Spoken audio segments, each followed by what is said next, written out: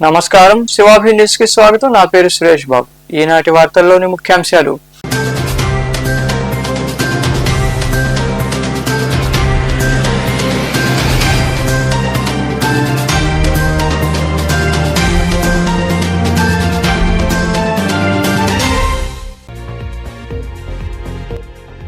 Private travels bus బోల్తా. పెళ్లకూరు మండలం దొడ్డవారిమెట్ట సమీపంలోని జాతీయ రహదారిపై ఘటన. ప్రమాదంలో 6 మందికి గాయాలు. చికిత్స నిమిత్తం నాయుడుపేట ఆసుపత్రికి తరలింపు.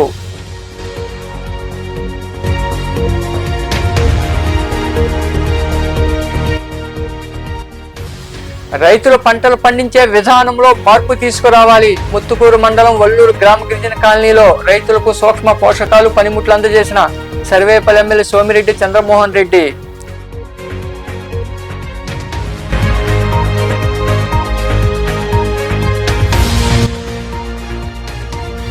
స్వచ్ఛ పంచాయతీలపై శిక్షణ. చిట్టమూరు మండలంలోని ఎల్లసిరి ఎగువ గిరిజన కాలనీలో గ్రీన్ అంబాసిడర్లు, గ్రీన్ గార్డులకు అవగాహన కలిగించిన ఎంపీడో ఉమామహేశ్వరరావు. అనంతరం ఘనంగా సన్మానాలు.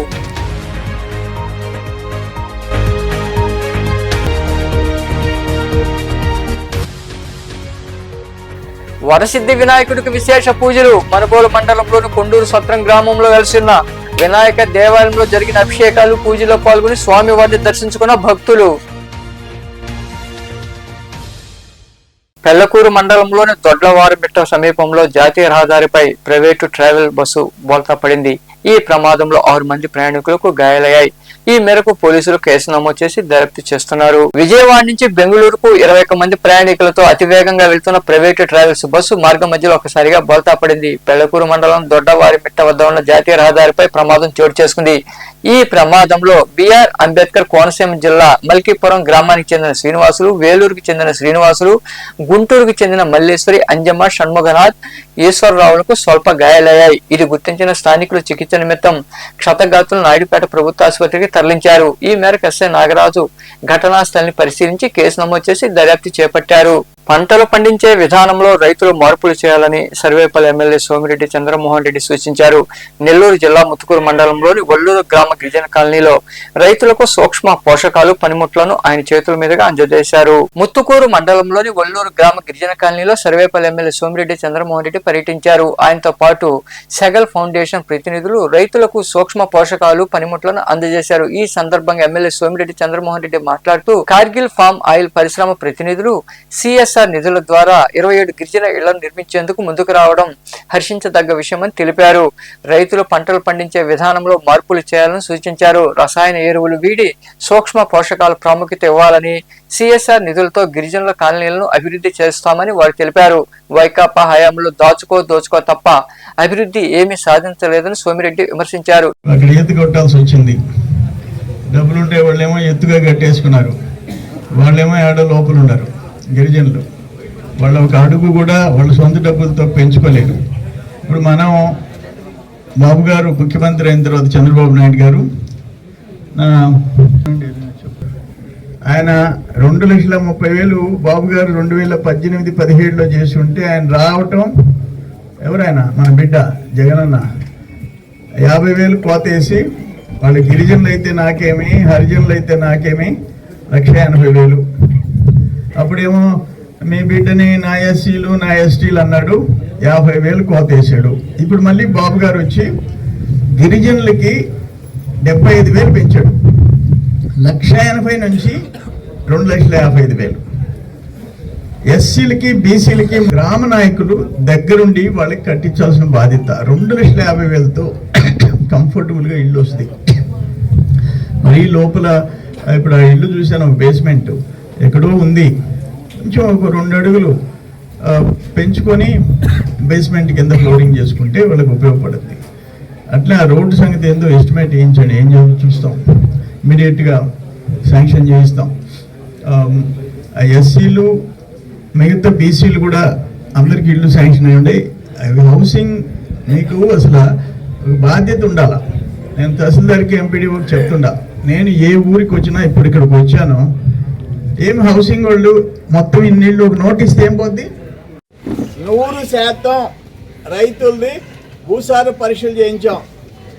ఆ సాయిల్ టెస్ట్ రిపోర్ట్స్ మీద ఏవైతే పోషక పదార్థాలు లోపాలు ఉన్నాయో వాటన్నిటినీ మనం ఫ్రీగా ₹1 లేకుండా, అంతకుముందు నేను అగ్రికల్చర్ మినిస్టర్ కాకముందు 50% మీరు రైతులు పెట్టుకోవాలి, 50% ప్రభుత్వం. నేను వచ్చిన తర్వాత బాబు గారు ఎందుకో పిలిచి మాట్లాడుకోవటం, ఈ భూముల్లో ఎక్కువ ఈ కెమికల్స్ వాడి, మీరు ఈ ఎరువులు ఫర్టిలైజర్స్ కెమికల్స్ వాడి ఆ భూములు దెబ్బతినున్నాయి. 100% భూసార పరీక్షలు చేయాలి. సాయిల్ టెస్ట్ రిపోర్ట్స్ వచ్చిన తర్వాత 100% మైక్రోన్యూట్రియంట్స్, జింక్, బోరాన్, జిప్సమ్ అన్నీ ఫ్రీగా ఇచ్చేసాం. మీరు 4-5 రైతులు ట్రాక్టర్లో పోయి లోడ్ చేయించుకొని మీరు తీసుకుపోయారు ఫ్రీగా. అవన్నీ చేయించాం. ఇప్పుడు మళ్ళీ లాస్ట్ 5 years అన్నీ గల్లంత అయిపోయినాయి. ఇప్పుడు నా దగ్గర రిపోర్ట్ ఉంది. 14-19 నెల్లూరు జిల్లాలో రైతులకి మనం ఏం చేసాం, ఎన్ని ట్రాక్టర్లు ఇచ్చాం, ఎన్ని హార్వెస్టర్లు ఇచ్చాం, ఎన్ని చిన్న ట్రాక్టర్లు ఇచ్చాం, రోటివేటర్స్, కల్టివేటర్స్, స్ప్రేయర్లు, పట్టలు ఎన్ని ఇచ్చాం. వాళ్ళు 5 ఏళ్ళ ఈ కార్యక్రమంలో నాయకులు తదితరులు పాల్గొన్నారు. చెట్టుమూరు మండలంలోని ఎల్లసిరి ఎగువ గిరిజన కాలనీలో థీమ్ 5 లో భాగంగా MPD Uma Maheswararao, deputy MPDO తదితరులు అవగాహన కలిగించారు. తడి పొడి చెత్తను ఏ విధంగా సేకరించాలో వివరించారు. అనంతరం గ్రీన్ అంబాసిడర్స్ తదితరులకు శాలువాలు కప్పి ఘనంగా సన్మానించారు. ఈ కార్యక్రమంలో టీడీపీ నాయకులు చెంచు రామాచారి, ప్రతాప్ రెడ్డి, స్థానికులు, పంచాయతీ కార్యదర్శులు తదితరులు పాల్గొన్నారు. దాంట్లో దోమలు చేస్తాయి, వాసన వస్తుంది.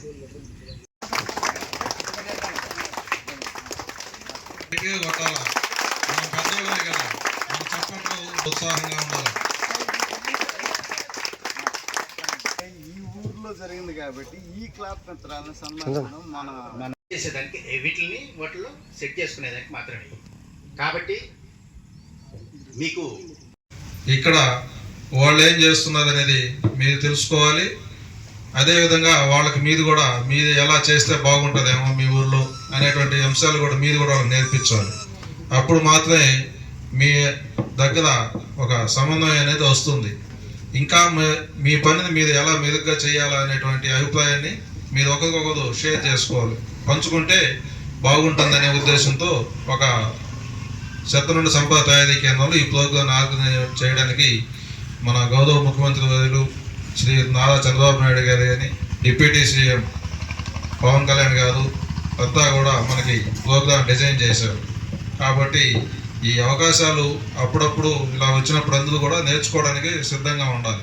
అంతేగాని ఏదో వచ్చారు వెళ్ళాము అన్నట్టు కాకుండా, అంటే పొడి చెత్త మాత్రమే మనకు వస్తుంది కాబట్టి, తడి చెత్త ఎక్కువ రాదు కాబట్టి ఒక గోతం పెట్టుకొని తడిగా ఇవ్వమని, దాంట్లో ఏదంటే అది వేయకుండా నీట్గా మనం అక్కడే ప్రతి ఇంటి దగ్గరే నీట్గా సాగ్రిగేషన్ చేసుకుంటే, అదే ఎస్డబ్ల్యూపీసీ షెడ్కి ఎత్తుకొని వెళ్ళి అక్కడ మనం ఒక పార్సల్ చేసి మనకు స్టోర్ రూమ్ ఉంటుంది, ఆ స్టోర్ రూమ్లో పెట్టుకుంటే నెలకి మీకు ఇచ్చే జీతం ఎంత?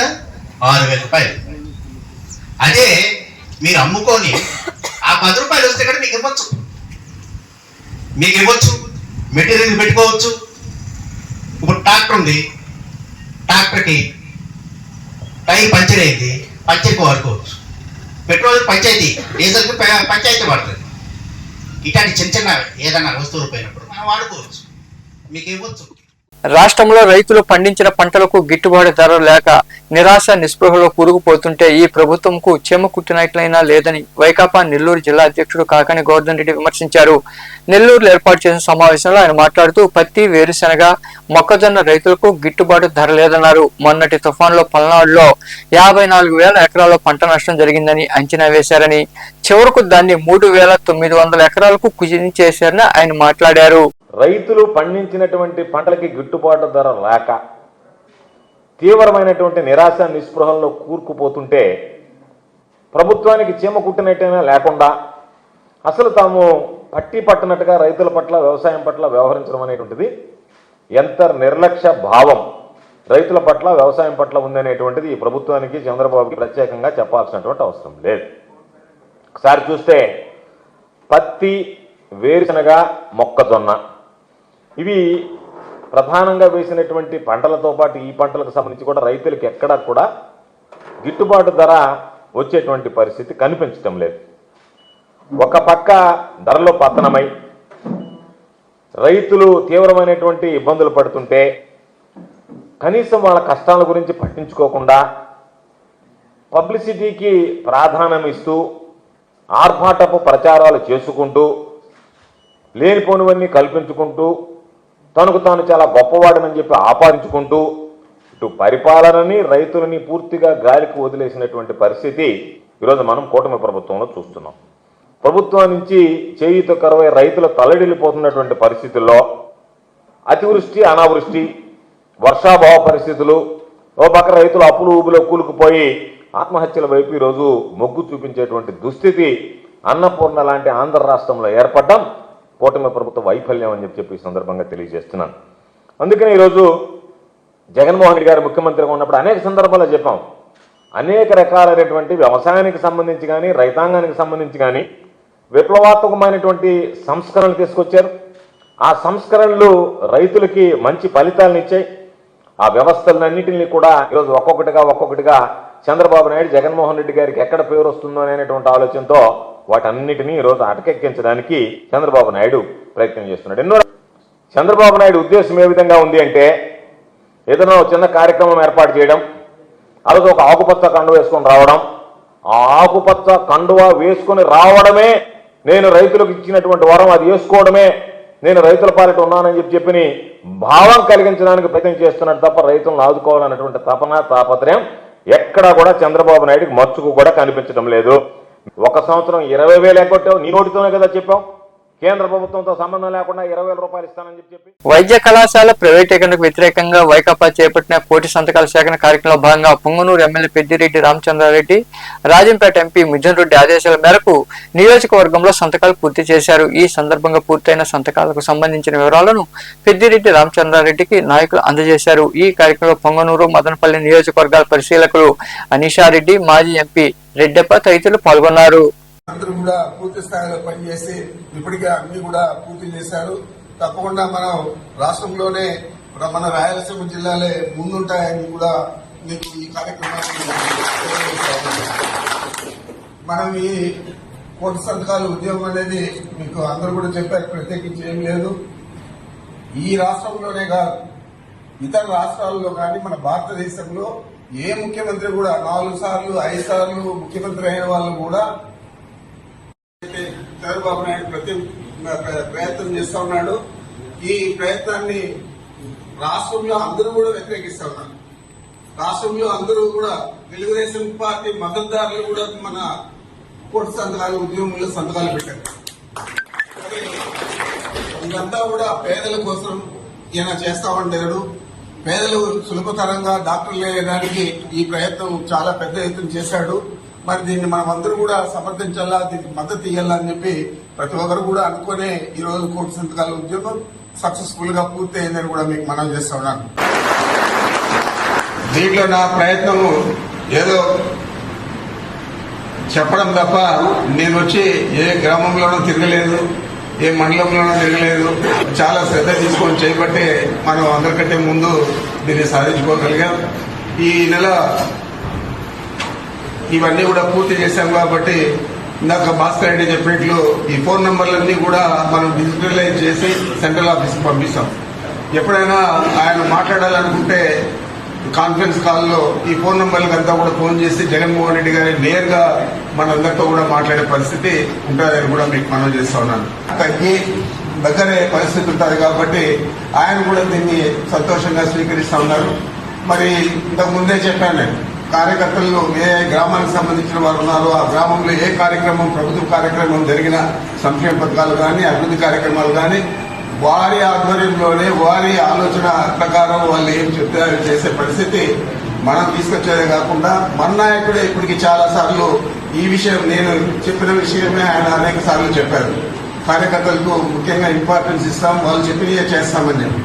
కాబట్టి కొత్త తరహాలో కొత్త పద్ధతిలో మన ప్రభుత్వం వచ్చిన తర్వాత ఈ ప్రభుత్వం నడుస్తుంది. అందాక మనమందరూ కూడా ఈరోజు ఏ విధంగా మీరందరూ కూడా వాలంటరీగా వచ్చారు. ప్రతి ఒక్కరికి ఏదో ఒక వ్యాపారమో పనిలో వ్యవసాయమో ఏదో ఉన్నా కూడా పక్కన పెట్టి పార్టీ కార్యక్రమానికి కూడా మీరు ముఖ్యంగా మద్దతు ఇస్తా ఉన్నారు. కాబట్టి తప్పనిసరిగా మీ అందరి ఆశీర్వాదంతో మీ అందరి మద్దతుతో తప్పకుండా జగన్మోహన్ రెడ్డి గారు తిరిగి మళ్ళా ముఖ్యమంత్రి అవుతారు. కాకుండా గతంలో లాగా వాలంటీర్ వ్యవస్థ కానీ ఇంకోటి కానీ లేకుండా కేవలం కార్యకర్తలతోనే ఆ ప్రభుత్వం నడుస్తారని మన నాయకుడు జగన్మోహన్ రెడ్డి గారు 17 మెడికల్ కాలేజీలు ఏకకాలంలో కావాలని పూర్తయ్యాయి. వాటిని మోకాలు అడపెట్టి ఇవన్నీ ప్రయత్నం చేస్తా ఉన్నాడు. ఈ ప్రయత్నాన్ని రాష్ట్రంలో అందరూ కూడా వ్యతిరేకిస్తా ఉన్నారు. దుబాయ్ ఎయిర్ షోలో ప్రమాదం చోటు చేసుకుంది. ఈ ప్రమాదంలో భారత్ కి చెందిన తేజస్ యుద్ధ విమానం కూలింది. విమానం కూలిన వెంటనే భారీగా మంటలు పొగలు రావడంతో అక్కడి వారు భయానకు గురయ్యారు. ఈ ప్రమాదంలో పైలట్ నమాన్స్ సాల్వ్ మృతి చెందారు. తేజస్ విమానం పూర్తిగా స్వదేశీ పరిజ్ఞానంతో బెంగళూరులోని HAL సంస్థలో తయారైంది. ఈ ప్రమాదం శుక్రవారం మధ్యాహ్నం 2:10 చోటు చేసుకుంది.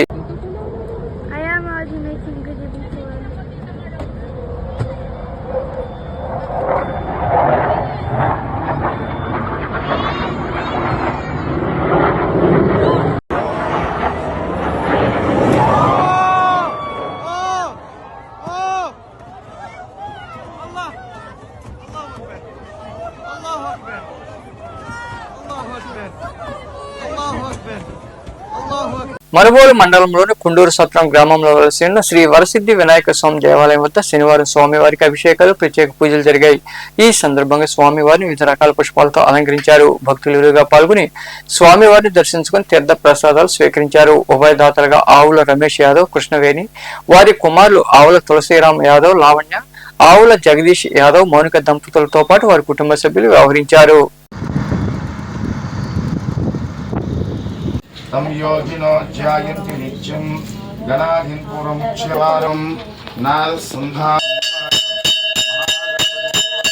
గోదావరి సరస్వతి నర్మదా సింధు కాళీశానాః సంయాగాతుం దివ్యపదయే దైవీ అద్య సమవర్తతాది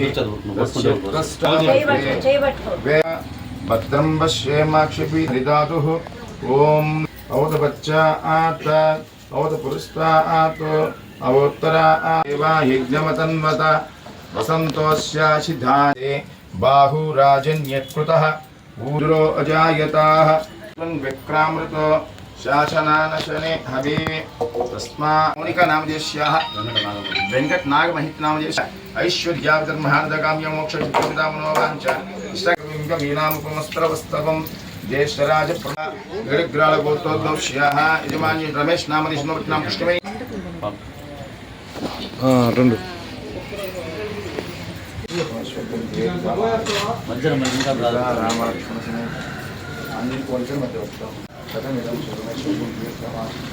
రామచంద్రాయ వేదసే రఘునాథాయ నాథాయ శివరాత్మకం శాశ్వతగం శివ శాసనపరైః మదాచార్య పురోగమైః మంగళం కౌసలేంద్రాయ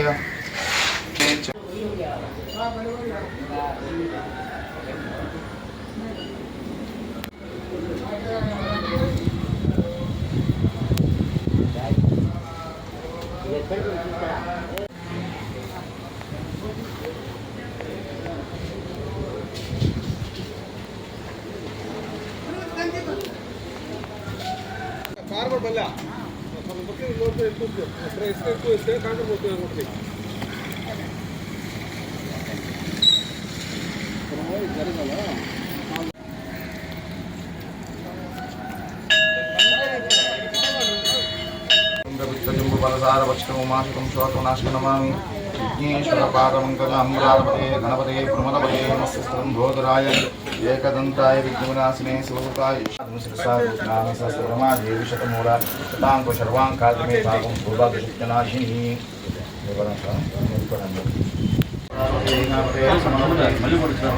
వార్తలు ముగించే ముందు ముఖ్యాంశాలు మరోసారి.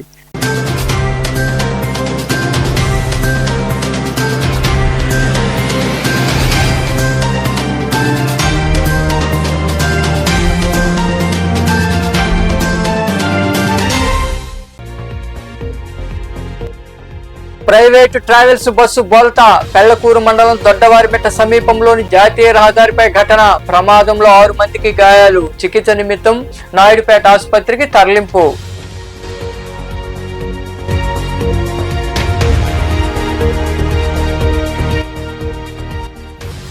రైతులు పంటలు పండించే విధానంలో మార్పు తీసుకురావాలి. ముత్తుకూరు మండలం వల్లూరు గ్రామ గిరిజన కాలనీలో రైతులకు సూక్ష్మ పోషకాలు పనిముట్లు అందజేసిన సర్వేపల్లి ఎమ్మెల్యే సోమిరెడ్డి చంద్రమోహన్ రెడ్డి.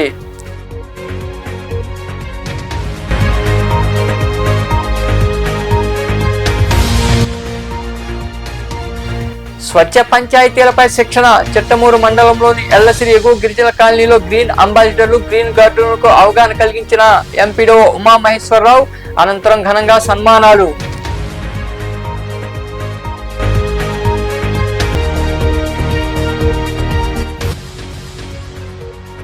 వరసిద్ధి వినాయకుడికి విశేష పూజలు. మనుబోలు మండలంలోని కొండూరు సత్రం గ్రామంలో వెలిసిన వినాయక దేవాలయంలో జరిగిన అభిషేకాలు పూజలో పాల్గొని స్వామి వారిని దర్శించుకున్న భక్తులు. ఈ వార్తలు ఇంతటితో సమాప్తం. తిరిగి ప్రసారమయ్యే శివాభినీసులో మళ్ళీ కలుద్దాం. అంతవరకు సెలవు. నమస్తే.